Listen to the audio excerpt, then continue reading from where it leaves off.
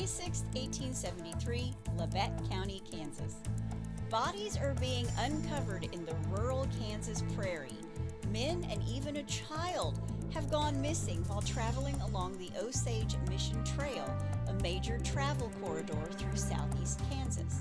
But when a posse of 50 men go looking for one doctor who disappeared in this area, they all discovered more than they bargained for. This is a case so shocking it gripped a nation for over 50 years, yet it remains unsolved over 150 years later. It is a story of greed, brutality, and one of the greatest mysteries in the American criminal history. Because how does an entire family of serial killers simply vanish into thin air? This is the story of the Bloody Benders, Behind the Curtain. Hey y'all, I'm Chris Calvert. And I'm her husband, Rob Potto. Welcome to Hitch to Homicide. For better or worse. Till death do us part.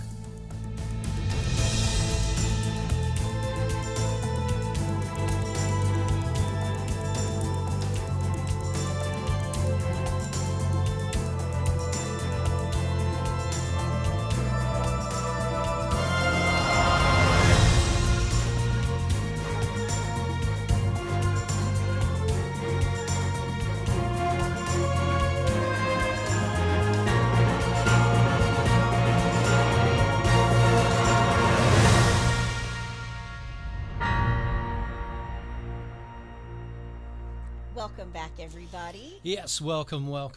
And for our friends all the way over there in Bulgaria. Bulgaria. Dobre doshu. Very nice. There you go. Well, wherever you're listening, be sure to like, rate, and review Hitch to Homicide. Tell your friends all about us. Please do. Go out there and share, because sharing is caring, and caring is what, honey? Caring is love. Caring is love. And if you're watching us on YouTube, hit that subscribe button below. Mm-hmm. If you want true crime with us all the time, please go join our In-Laws and Outlaws group in Facebook. All you have to do is go to Facebook, type in H2H In-Laws and Outlaws, answer a couple questions, and you are in. Yep. We love those people. We're growing by leaps and bounds in there. So welcome to all the new in-laws, or if you're an outlaw, like we're talking about people today. You can find us on Instagram at Hitch to Homicide or on X at H2H_podcast. And we also have a Buy Me a Coffee link if you want to send the redhead some coffee. He drinks it every episode. He's on his second cup. Mm-hmm. And it used to be redder. Until he met me. You can also send us a message or a text, and that is at the bottom of the show notes where it says, send Chris and Rob a text or message. And I want to give thanks to Millie Cole for suggesting this case. Thanks, Millie. Now, let me set the scene for you. Okay. It's 1870s. Right. Ulysses S. Grant is the 18th President of the United States. Mm-hmm. There's a lot of reconstruction happening following the Civil War. The Department of Justice had just been established, and a man named Hiram Rhodes Revels is the very first African American in Congress. The South is recovering, and people are moving west. Go west, young man. And that's where we're going today. All right. I would say before we get started, let me thank some sources, but I didn't write them down today, and I don't know why. Oh, well. But you can find all our sources. You can always find all our sources in the show notes, and I never list all of them anyway because it's always a very long list. It's a very long list. All right. Well, you ready? I am. Let's do it. In 1871, America didn't quite look like it does today. At the time, the western border of the United States were the states of Wisconsin, Iowa, Missouri, Arkansas, and Texas, and everything else was labeled a territory, including the Kansas Territory, which was spelled with a Z, Kanzas, on some maps. It was derived from the Kansa Native American tribe, who are also known as the Kaw, who originally inhabited this region. Their tribal name translates to people of the south wind. But I will say it's early French explorers and traders who translated their tribal language to Kanza or Kanza with a Z or an S, which is eventually going to turn into Kansas. Got it.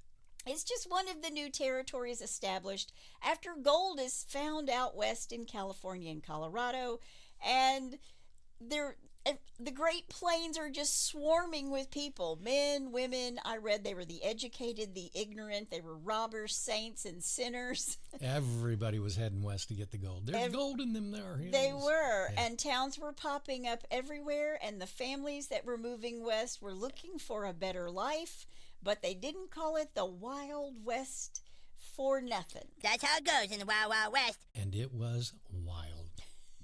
In the 1860s, the Osage Indian Nation, who'd settled in Kansas following the Treaty of 1825, sent numerous appeals to Washington complaining about the number of violent men and outlaws who were putting their boots up and making themselves at home on their territory. And we did an episode on the Osage. We did, the Killers of the Flower Moon, exactly. Yeah. But they send all this message to Washington and nothing was done. Now, they will sign the Drum Creek Treaty in September of 1870 and sell their land for $1.25 per acre. That's outrageous. Gosh. And move to Indian Territory that will later become Oklahoma. And because they moved, these plots of land are now up for sale. And people came from all around to buy a plot of land or two and start a new life in the Kansas Territory along the Osage Trail near what would later become the town of Cherryvale. Now, in October of 1870, two men arrived at a trading post in Osage Township in the northwest corner of Labette County. One was young, the other was old. The young man introduced himself as John Gebhardt and said that the older man that was with him was his father, John Bender. And he says, "We want to buy some land," right? Right. John Bender was around 60 at the time they showed up in the Kansas Territory. He was described a few different ways. In fact, there are no photos of any of these people ever taken. But one of the descriptions is that John Bender was big and tall with tan skin and long hair that was kind of wild. He spoke German. I also read he spoke some French and a little bit of broken English. And John Gebhardt was said to be around 25 years old and is described as being handsome, tall, and slender. He had gray eyes, brown hair, and a mustache, and he could speak both German and English. Okay. So these two are taken out and shown the plots that are available. These are the plots in this area that are available, just like a real estate agent might do today. And within the week, these two bought two plots of land that were 160 acres each, so a total of 320 acres for, you want to guess how much? Let's see, carry the one. I have no idea. $36. What? Which is equivalent today to be about $1,200, Wow. which is roughly $2.75 an acre. Do you want to know what that land sells for today? I'm going to guess it's a little more than $1,200. Between $5,000 and $9,500 an acre. Wow. In other words, it would cost you about $2.25 million today, at the very least, to buy this land. Man. Now, over the next 3 months, John and John start setting up a homestead on their 320 acres. They built a small, simple cabin that is only 16 by 24 feet. They do it on top of a sandstone slab that they used as the floor. And underneath the slab, they roughed out a cellar that was 6 feet deep and created a trap door in the middle of the cabin to provide access to it. That's called foreshadowing. Yes. Now, they didn't just build a cabin. They also built a barn, a corral, which I read was rickety. And by December of 1870, their work was done. They would wait until spring before filling the barn with cows, pigs, and chickens, but they did start to lay out a garden, an apple orchard to be exact, right behind the house. Okay. Now, these two men, John Bender and John Gebhardt, didn't socialize very much. Apparently, the elder John wasn't the type to chat people up, because I read that when he would visit the trading post, he would play cards, but he really wasn't the friendly type. And the younger John called him Pa Bender. And soon, all the people around them started calling the older John Pa Bender, and the younger John just John Bender instead of John Gebhardt. Got it. In the spring of 1871, Pa Bender puts a sign above the front door of their cabin that read, "Groceries, Growcries."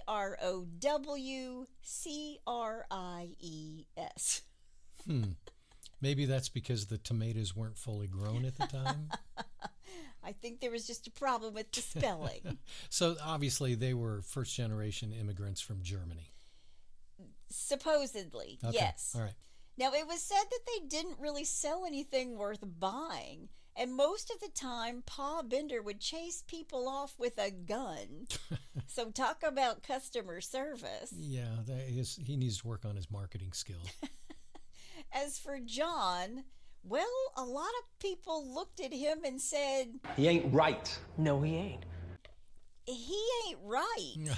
You think? He had a habit of laughing at absolutely nothing at all, and people started to think that perhaps he just wasn't right in the head. He was a couple sandwiches shy of a picnic or a couple bricks shy of a load, right? Or 2/8 notes short of a measure. Yes. I liked that one. There you go. My little musical reference for the day. In March of 1871, Pa and John were joined by two women. Ma Bender, Pa's wife, also known as Elvira or Almira in some sources. She was around 55 or 60 years old. And Katie, or Kate Bender, and she was between 23 and 25 years old, and is described in some sources as pretty, well-formed. I liked this one, buxom. In fact, she had dark eyes, high cheekbones, and long auburn hair. Can't trust the ones with red hair. And despite the story that she was the daughter of Pa and Ma, she looked absolutely nothing like either one of them. So basically, they were just kind of hanging out in the East, waiting for them to get settled so they could join them. Yes, they were waiting for Big John and Little John to get settled, and then they sent for the women folk. I wonder how they communicated that. Was it just by telegram, or I think telegram. Yeah. Get your butt out here. Yeah. Okay. Or maybe a letter, Pony Express. The daredevil riders of the Pony Express begin their race. Carrier pigeon. Something. The Pony Express was out west, That's so true. You write a letter to somebody, 6 months later it arrives. Yeah. I don't know. Yeah. And I get upset when things don't arrive in New York City that I send our daughter. I'm like, what is going on? Or when an email doesn't get there within 30 seconds. Exactly. Yeah. Well, it was said that Katie was a skilled horsewoman, and she had a noticeable scar under her left eye, and she spoke English very well. She also spoke German, and there are sources that she would speak French with Pa on occasion. And here's the thing about Katie. She believed in free love.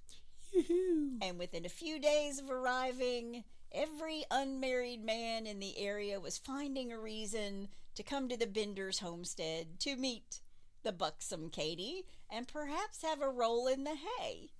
Now, there are sources who believe that John and Katie are brother and sister, and that's what they were trying to pass them off as, their brother and sister. Okay. And perhaps they're brother and sister in an incestuous relationship, and there are others who believe that they're actually a couple, that they're married, because they acted more like husband and wife, and in fact, there will be a neighbor who will later say that Katie told her that she and John had been married for some time. Got it.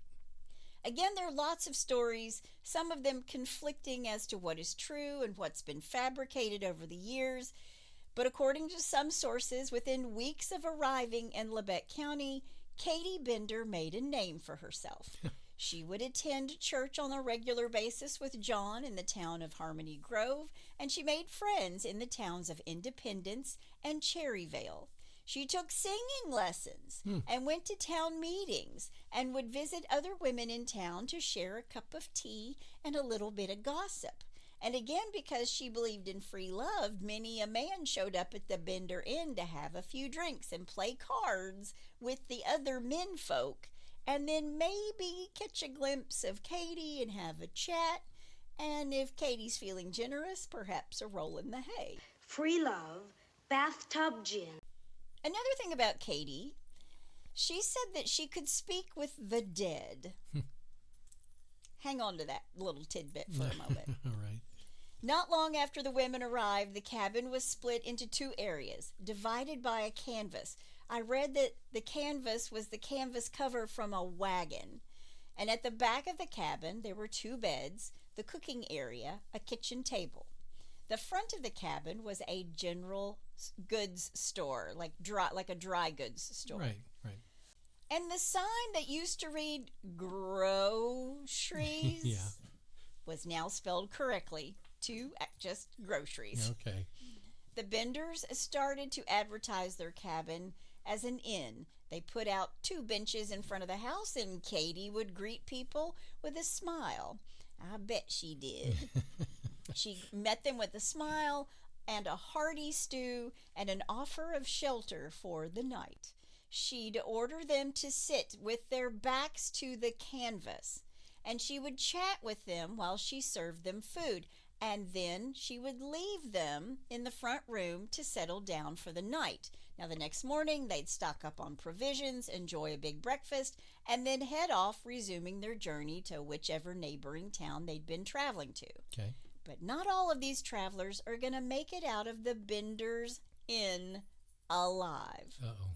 Now, some of the timelines differ. So if you're a Bender expert and you don't think I get these in the right order, I just really want to get the victims in there, okay? Yeah. Well, and if you're a Bender expert, let us know.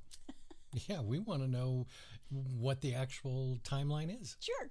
Bring it on. Well, I did my research. It's just that some of them are different from each other. Sure. And it's because it's 150 years old. Exactly. Now, one of the friends the Benders made was a man named Edward Erne. He was a German businessman, so you can see the attraction. They could speak in the native tongue. Mm-hmm.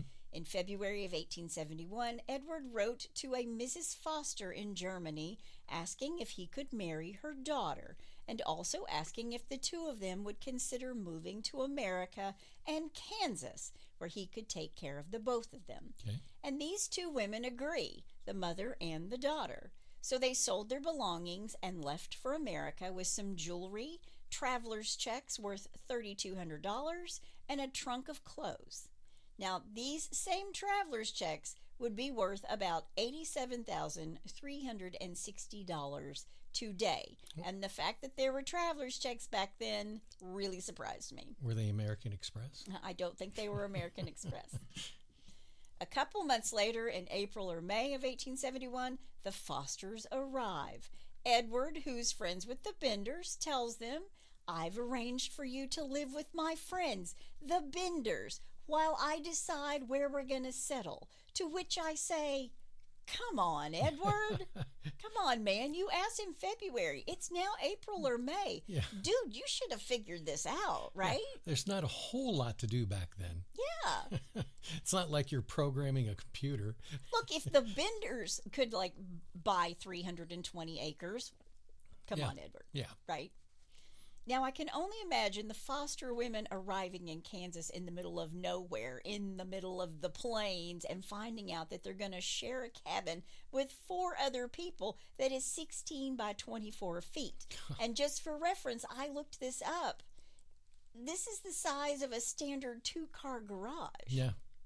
Well, the booth that you're sitting in is a 15 by 15. So Just expand that a little bit, and you've got a whole family living in there. I got benders living in here, and it's divided. Remember, with this curtain. Yeah, because you've got the general store in the front. That's right. Wow. It's only 384 square feet.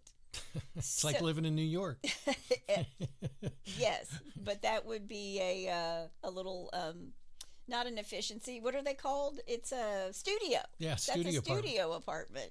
But these two, I digress. These two foster women are going to stay with the Benders for a while Edward figures out his situation. Okay. But despite the small size of their new living quarters, the Fosters didn't seem to complain. They reportedly enjoyed talking to Katie and John, who could both converse in German with them and would tell them stories of the new frontier. And they would talk about what was going on back home in Germany. Right. Then one day after the Benders and the Fosters were out looking for Native American artifacts that the Osage tribes had left behind, Ma Bender is out there with them, and she's like, I'm tired. And Pa Bender's like, I'll take you home. And Katie and John and the Foster women just keep looking for these artifacts. Okay. But when they made it back to the Bender house, Mrs. Foster looks to her daughter and says, here are the things that we found. Why don't you put these into our trunk for safekeeping? And when the daughter opens the trunk, she sees that the box that contained their jewelry and their traveler's checks was missing. Oh. And there's no one around for miles. Yeah, they're out in the middle of nowhere. So the Fosters immediately look to the Benders, and they're like, what gives? Excuse me. Yeah. Katie tells them that they had nothing to do with their missing jewelry and money, but Mrs. Foster and her daughter demanded to be taken into town, and they packed up all their stuff, and they wanted to leave. And John Bender takes them into town, and on this hour-long trip, he tells the Fosters that there are a lot of horse thieves in the area, and maybe one of them had been to their cabin, to which the Foster women said, Cut the horse shit! That's a load of horse hockey. Yeah, exactly. It's the only thing they stole. Yep. And that's exactly what they said. Yeah. That's just a load of horse hockey. Yep. When they get into town, they tell Edward Earn, and old Ed is angry. And the next day, he confronts the Benders at gunpoint, but they insisted that they had nothing to do with the missing jewelry or the money. So Edward and the Fosters reported the theft to a man named Leroy Dick, who was Cherry Vale's town trustee. He's like the closest thing to a sheriff or a mayor or anybody with any little bit of authority. Mm-hmm. But they had no proof that a crime had been committed, and there was nothing for Leroy to do other than canceling the traveler's checks and getting in touch with the German consulate. Sure. But from that moment on, Ed was determined to keep an eye on the Benders. He's like, I'm watching you. Yeah. I'm watching you. I'm watching you. I got my eye on you. There you go. By May of 1871, Katie was working as a waitress at the hotel in neighboring Cherry Vale, and this is when she began to advertise her services as a spiritualist and a healer. She can talk to the dead, and she can heal you. She even put an ad in the local paper that read, Professor Ms. Katie Bender can cure, get this, blindness, fits, deafness, and all such diseases, also deaf and dumbness. Well, I thought she already said she could cure deafness, and I bet people who knew John, who thought he was a brick shy of the load, was like, well, why can't you do something with John if you can cure dumbness? Yeah, exactly. She said she was a medium and would host seances in the hotel where she worked in exchange for a fee. She also would go to other towns other than Cherry Vale to peddle her services, and invited people to come to the Bender cabin if they wanted a more personal experience. Would these be air quotes? Yeah, make of that what you will. All right. Also in 1871, a man named William Jones, a farmer from Montgomery County, was helping to build a schoolhouse in Osage Mission. He was only expected to be gone for a month, and when he was coming home, he had $250 in his pocket that he was planning on using to settle a loan that he and his wife Martha had taken out to buy their new farm. That's it? That's $250? $250. Wow. But it is believed that William Jones stopped for the night at the Bender house. Now, we don't know exactly how the evening went down, but we can speculate pretty easily based on everything we now know. During dinner at the Bender home, Katie, who would charm the guest, would seat them with their back to this canvas curtain. Then, while William Jones was eating, either Pa or Ma or John would use either a shoe hammer, a claw hammer, or a 6-pound sledgehammer to bash the victim in the back of the head, while Katie would lunge across the table, or it could have been Pa or Ma or John, depending on where they were all working. Right. But someone would lunge across the table with a knife and cut the neck from ear to ear. Oh. They would then search the body for valuables and money, open the trap door to the cellar, and throw the victim down to bleed out. Wow. Kind of like Austin Powers. Sorry. I know this is not a laughing matter. William Jones will be found by two boys who are fishing. He's floating in Drum Creek with his head bashed in and his throat cut. And not long after, two unidentified men were found dumped on the prairie, killed in the exact same manner as William Jones, their skulls crushed and their throat cut. Wow. The bodies were found on the property of Mr. R.M. Bennett, and everybody believed that Mr. R.M. Bennett had something to do with their death. And Mr. Bennett, in turn, insisted that anybody and everybody was welcome to search every square inch of his property, and the men who took up his offer discovered that there were wagon wheel tracks in a patch of dried mud near the creek.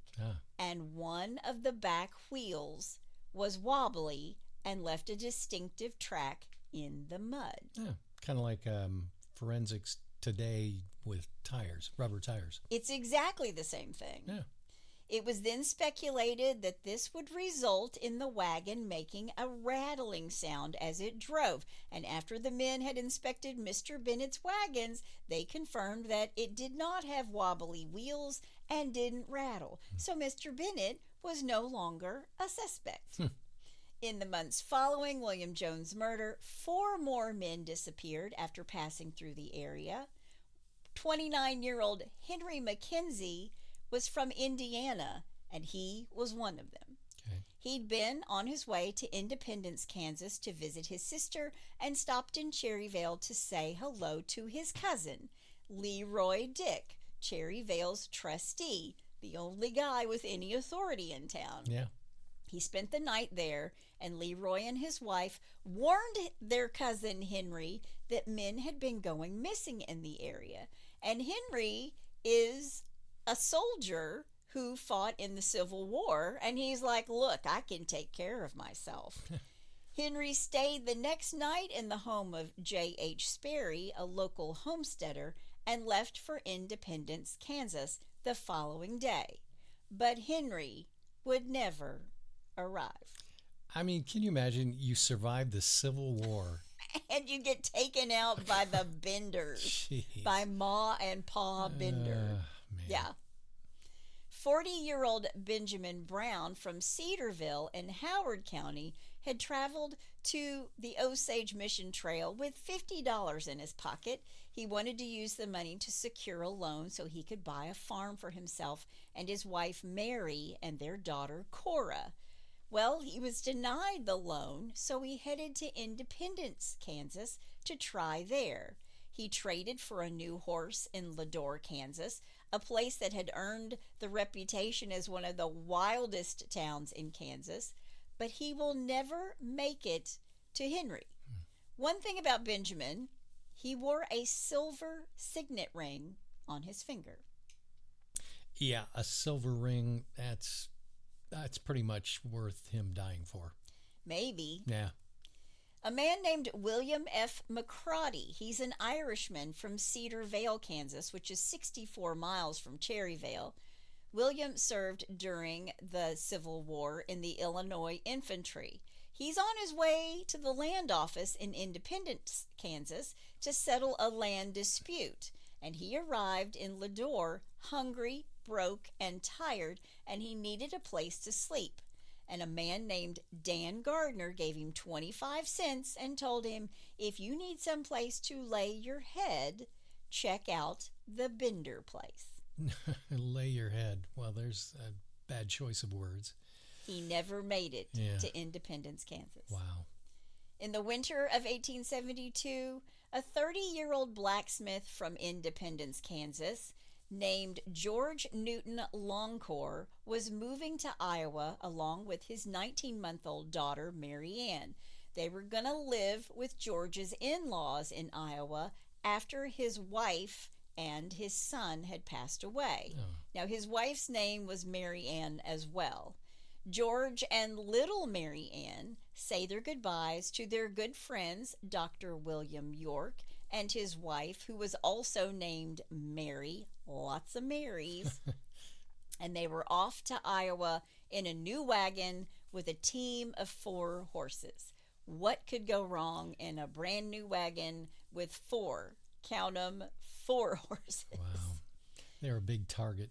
It was the middle of winter, and a sudden cold front hit, and the snow was nearly impossible, and it was so frigid that George worried that little Mary Ann would freeze to death.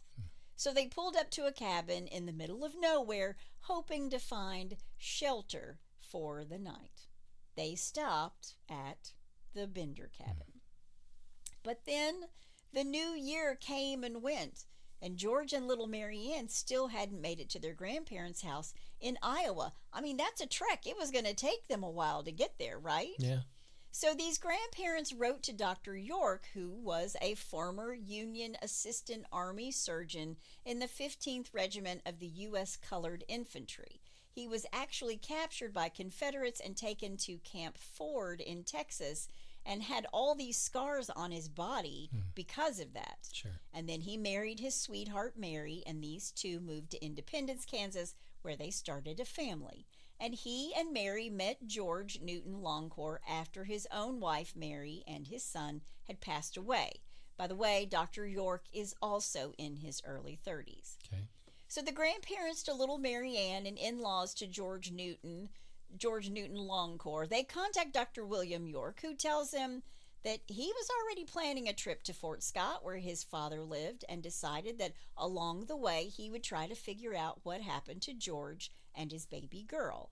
And Dr. York left for Fort Scott on March 3rd, 1873, and he spent the night in Independence, Kansas, where he had a visit with his brother, who was a senator, Colonel Alexander York. And then he traveled to Moorhead, where, according to newspaper reports, a wagon was found abandoned. Dr. York sees this wagon, and he knows immediately that it belonged to George. So he tells the local authorities that he believes something is amiss. Right. And then he went on to Fort Scott, where he spent 4 days visiting with his parents and buying trees, shrubs, flowers, and vegetable seedlings to take home to his wife so they could make their garden bigger. It was a gift to her. Oh, that's nice. Also living in Fort Scott is Dr. York's other brother, Ed. So there's Dr. York and there's Colonel York, who's also a senator for the state of Kansas. And then there's Ed. There's their other brother, Ed. Ed likes to fly under the radar. Poor Ed. Yeah.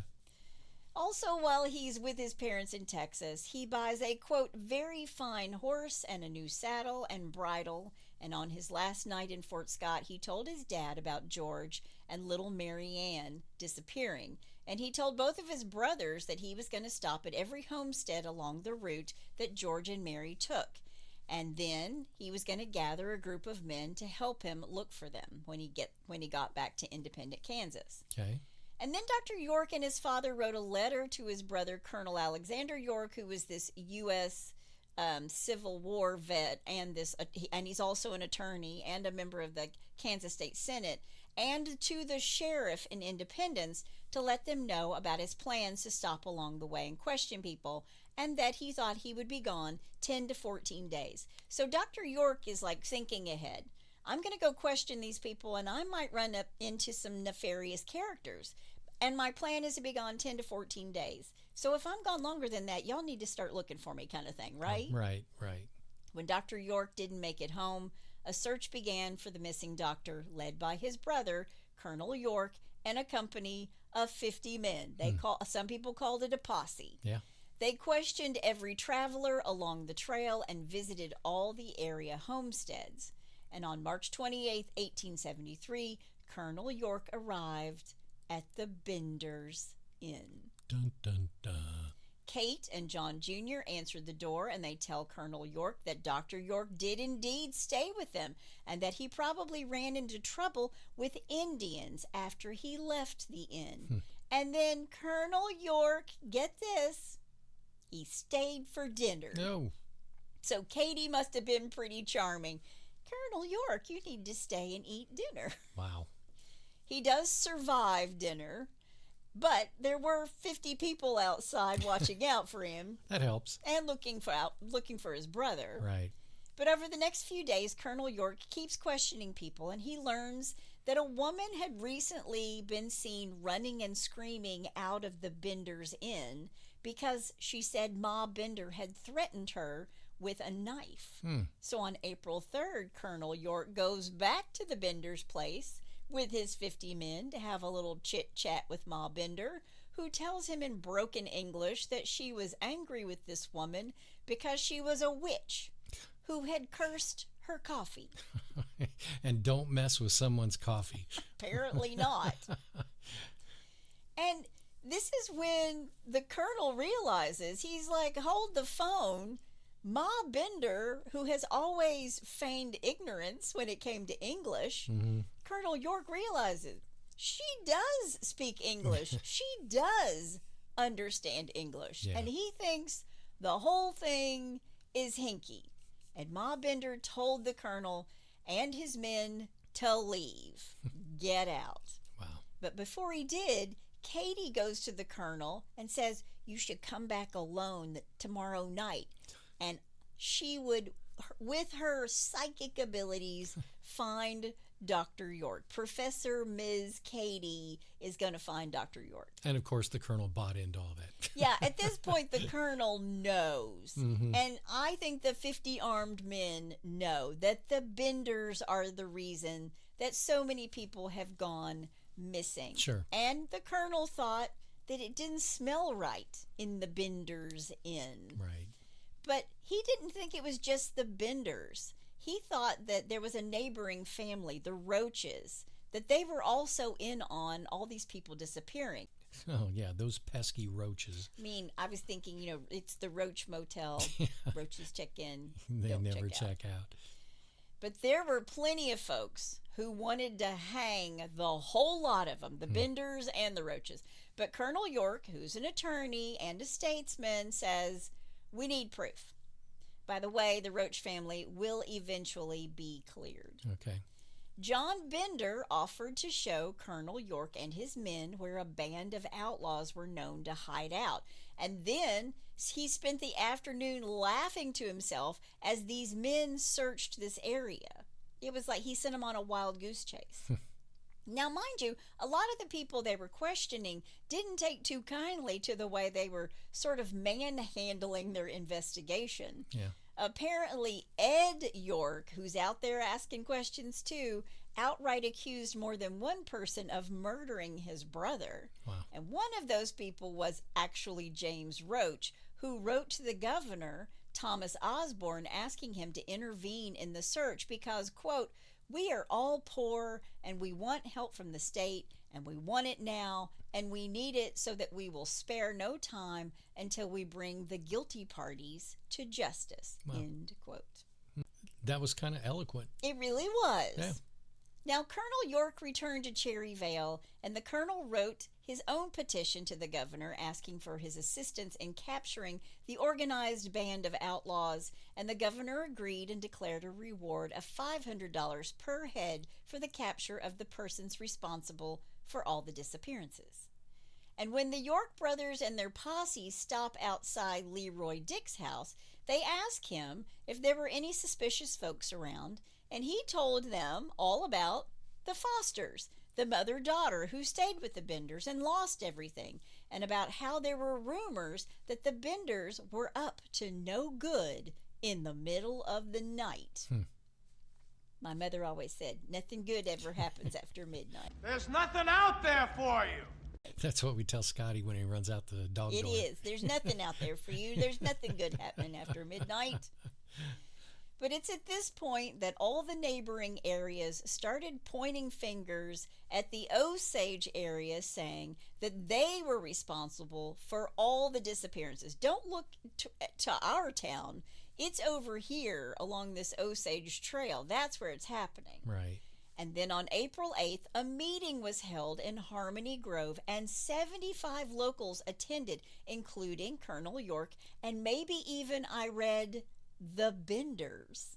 And this is when, after talking through all the disappearances and the 3 bodies that had been found, they all agreed that they would get a search warrant and search every single homestead from top to bottom between Big Hill Creek and Drum Creek. Wow.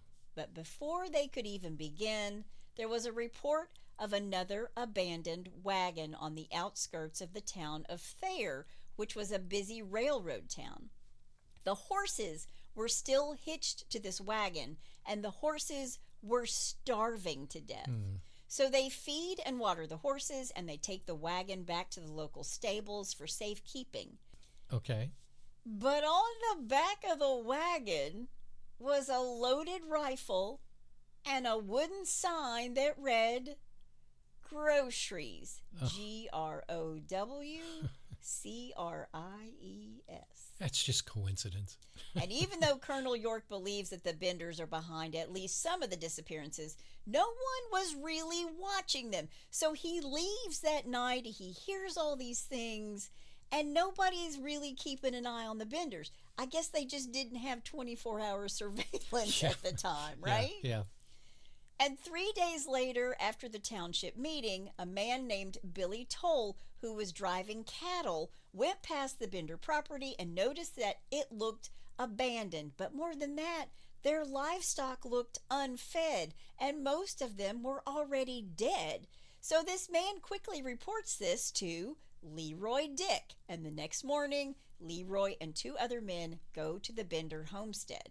But a mess of bad weather rolls in, and it's several days before the cabin can be investigated. So he gets everybody together, we're gonna go, and then it starts raining. So much so that they can't get out there. Yeah. Now, after the rain passed, a few hundred volunteers showed up to search the Bender cabin, but it was empty. Really? Although it was messy, it looked like they had made a quick getaway. They did find a Roman Catholic prayer book in the house with notes on the inside written in German that said, Johanna Bender, born July 30th, 1848. John Gebhardt came to America July 1st, and then it was 18 ? And in an old Bible, which was also found in the house, it was written, quote, Big Slaughter Day, January 8th, and, quote, Hell Departed, end quote. Wow. But that's not what they noticed the most. Not that it's empty, not that the animals are dead or starving, not the Bibles. It was the smell. There were flies everywhere. Yeah. And 3 men find a trap door under a mattress, and when they opened it, they were hit with a stench that, quote, almost drove them from the house, end quote. Yeah. Almost? Seriously? Wow. I guess the Old West smelled bad to begin with. Well, people didn't take showers every day. I would have been long gone. But Leroy is thinking the Benders have left a dead body in here. And Leroy reported what they found to Colonel York, and when he arrived, he said it smelled, according to Colonel York, like a battlefield after a few days had passed. Wow.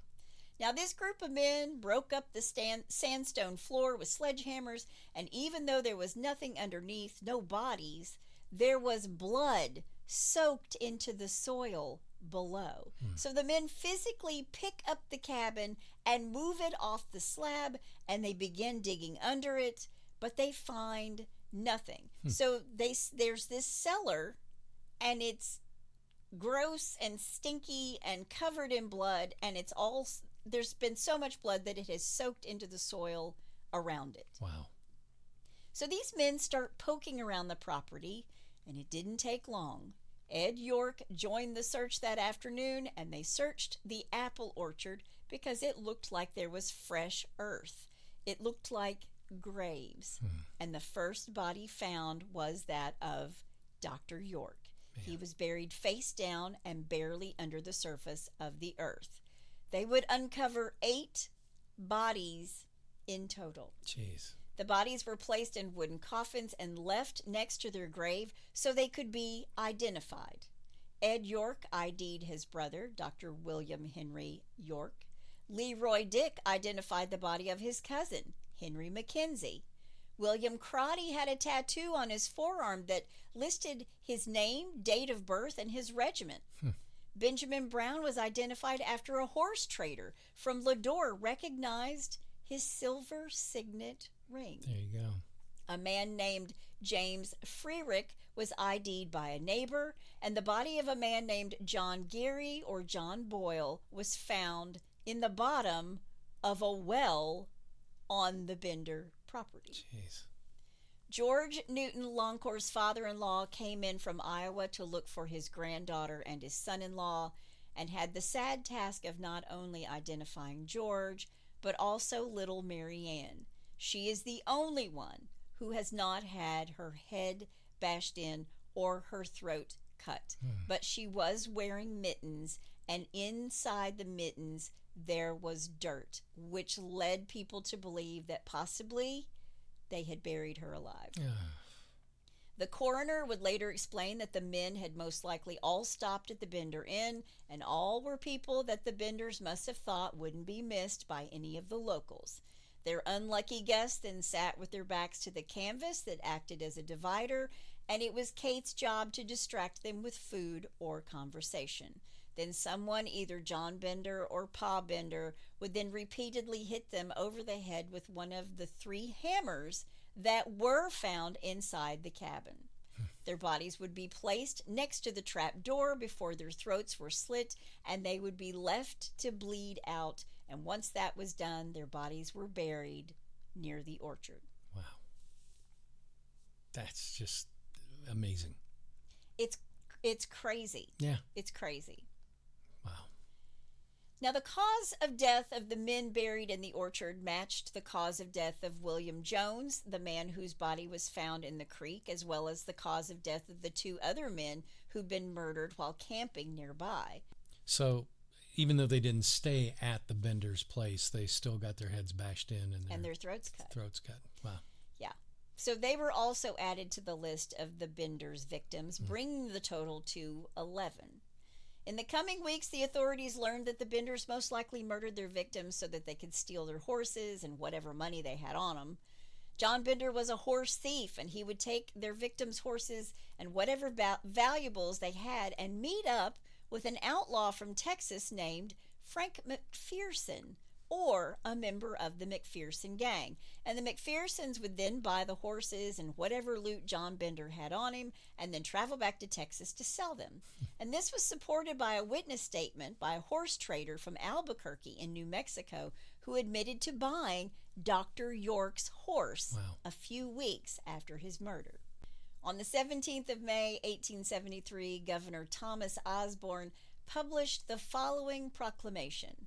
Whereas several atrocious murders have been recently committed in Labatt County, Kansas, under circumstances which fasten beyond a doubt the commission of these crimes upon a family known as the Bender family, and whereas said persons are at large and fugitives from justice, Now, therefore, I, Thomas A. Osborne, Governor of the State of Kansas, in pursuance of law, do hereby offer a reward of $500 for the apprehension and delivery to the Sheriff of Labatt County, Kansas, of each person named above. So a $2,000 reward. Hey, $2,000 back then was a lot of money. It's a lot of money. Yeah. In the days and weeks after the bodies were discovered in the orchard, the stories that were told about the Benders became more and more sensational as time went on, and newspapers got a lot of details wrong, and even today there are differing stories in the sources online. But one thing everyone seems to agree upon is the Benders' killing method. It was like a killing machine. It really was. Yeah. Now, although some of the victims were wealthy, others carried very little of value with them. And it was surmised that the Benders had killed them simply for the sheer thrill of it. Now, the Bender family sold stolen goods, such as horses, saddles, clothes, and other possessions, under the guise that people who spent the night there were unable to pay would give them things. And at another time, a Mrs. Fitz, while sitting at dinner, became uneasy and sensed a muffled movement behind the canvas, and Kate issued some sort of command, but before anything could happen, this woman gets up and runs away. Two other men who had traveled to the inn to experience Kate Bender's psychic powers stayed for dinner, but refused to sit at the table next to the cloth, instead preferring to eat their meal at the main shop counter. And Kate then got mad. And shortly afterwards, the Bender men come from behind the cloth. And at this point, the customers are like, "We out. Yeah. We're gone." I'm tapping out. When they did look through the Benders' home, there was more than a dozen bullet holes found in the roof and the sides of the cabin. Wow. And the media speculated that some of the victims had attempted to fight back after being hit with the hammer. Now, this story broke in 1873, and more than 3,000 people, including reporters from New York City and Chicago, visited the site. But the Benders would never be found. Never. But there are some conspiracy theories on what happened to them after. Bender expert Phyllis De La Garza has proposed a controversial theory about the fate of John Jr. and Kate Bender after the family disappeared from historical records in 1875. And according to discussions of her work, De La Garza identifies a couple in Missouri and Colorado named Joseph and Katie Bender as actually being John Jr. and Kate Bender.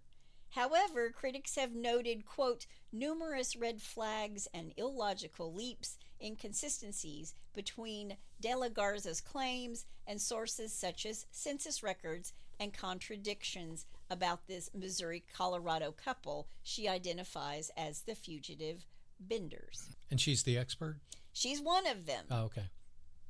And another expert, in her book, Hell's Half Acre, The Untold Story of the Benders, a Serial Killer Family on the American Frontier, Susan Jonassis, I think that's how you say her name, explores several theories about the Benders' true identities and their fate. And her primary theories include that they were not a biological family. She theorizes that the Benders likely weren't related at all, suggesting that Ma and Pa were probably married or common law partners, and Kate was probably Ma's daughter, but John Jr. was actually Kate's husband rather than her brother, based on the way they interacted with each other.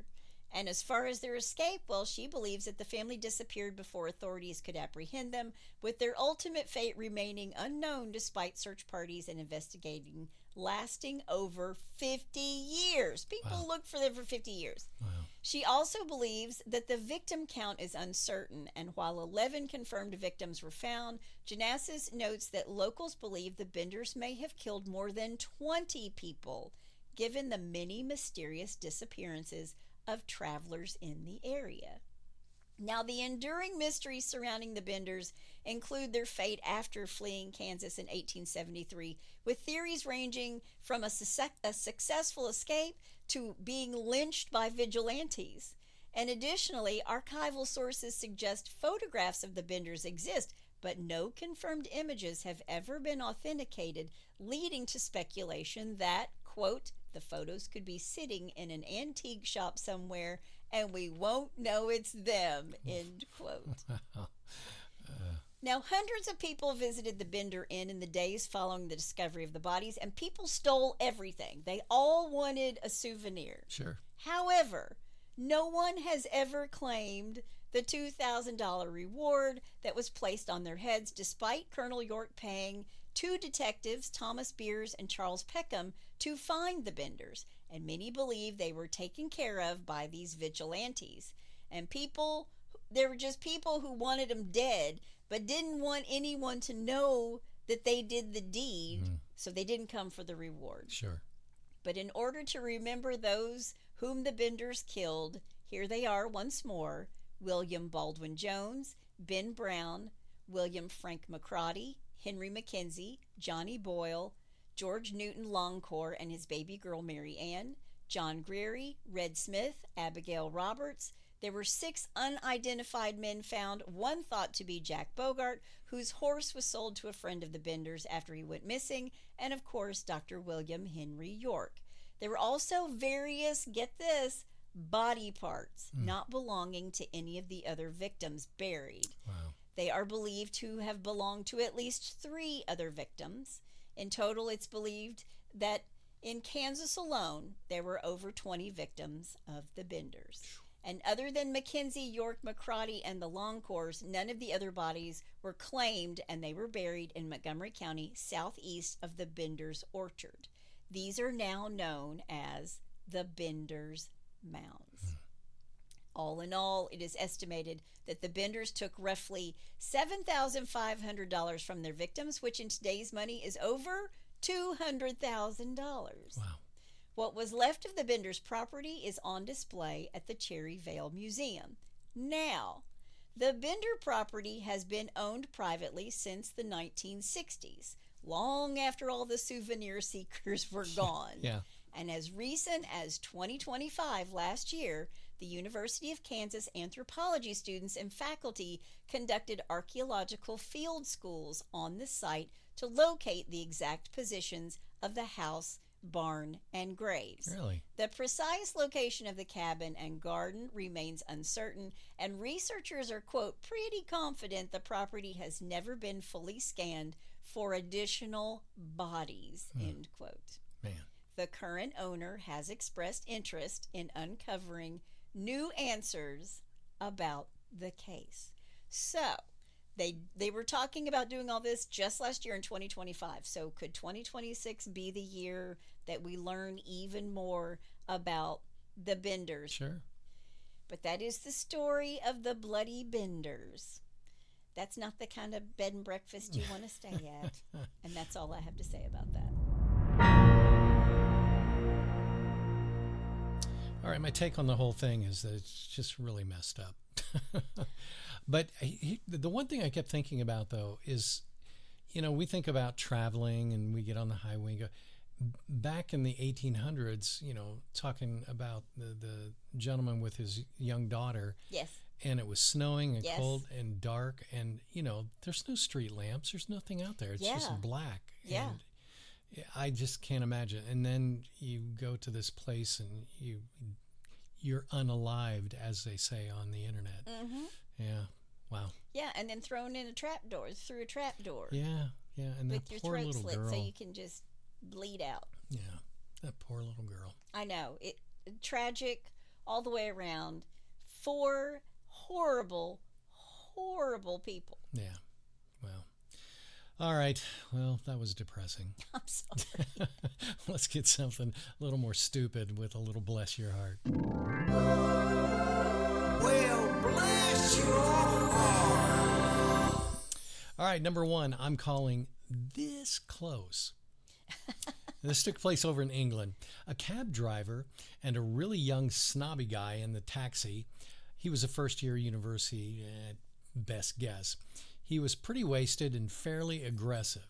Okay. They got to his parents' house in a decent area of town, and he had no money on him, so he nipped inside to get some. Back and forth various times, but still no money. all the time being aggressive. Finally, he coughed up just over half the fare. Quote, "That'll have to," let me do it in my best English accent. "That'll have to do for you," he said. "You can call the police if you want, but I doubt they would waste their time on chasing up a few extra pounds in a well-to-do middle-class areas such as this. Go on, toddle off then," he added, motioning for the cab driver to leave.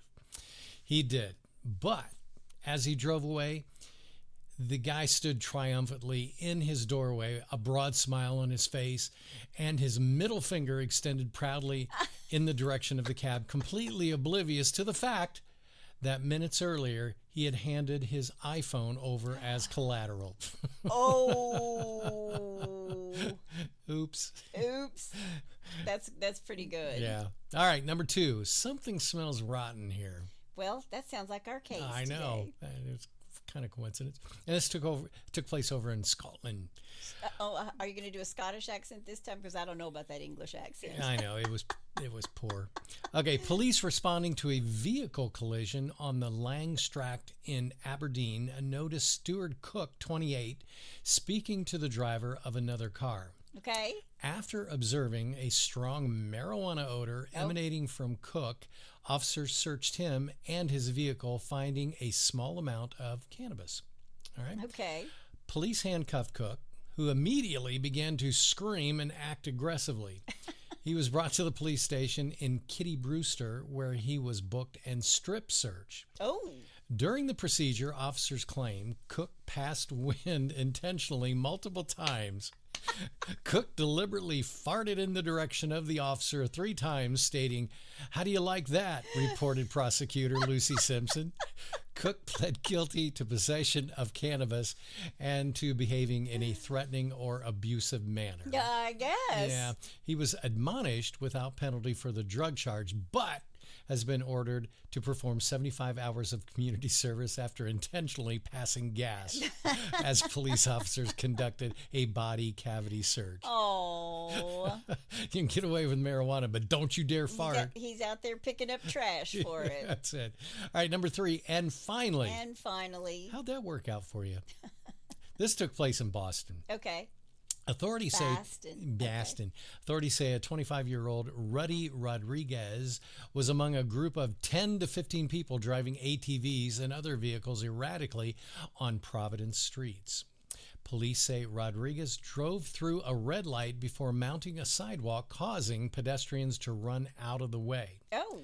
Police say he taunted officers, yelling, "You'll never catch me," when he crashed into a large cement potted plant on the sidewalk. Oh. He was then caught by police and arrested. Rats. Oops.